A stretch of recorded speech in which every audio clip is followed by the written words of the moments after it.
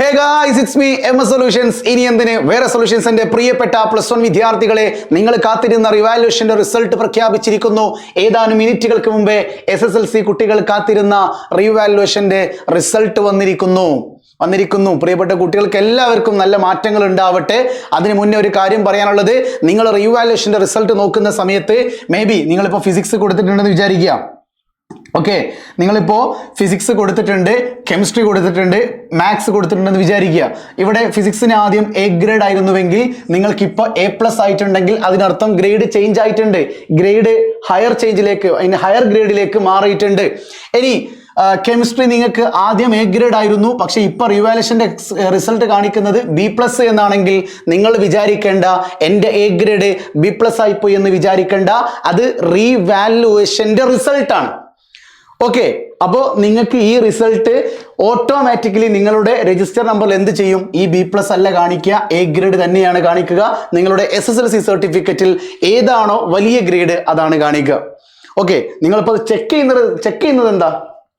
റീവാലുവേഷന്റെ result ആണ് കേട്ടോ, അല്ലാതെ നിങ്ങളുടെ SSLCയുടെ റിസൾട്ട് അല്ല.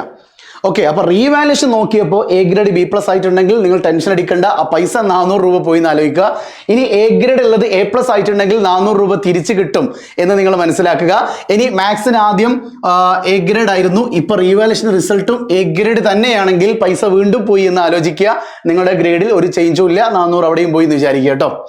ഓക്കെ, അപ്പൊ 1200 കൊടുത്തിട്ടുണ്ടെങ്കിൽ ഈ കുട്ടിക്ക് ഇപ്പോൾ ഈ ഒരു വിഷയത്തിന് മാത്രം 400 രൂപ തിരിച്ചു കിട്ടും.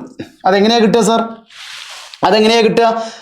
അത് നിങ്ങളുടെ സ്കൂളിൽ പ്രിൻസിപ്പാൾ ത്രൂ ആണ് നിങ്ങൾക്ക് അത് കിട്ടുക കേട്ടോ.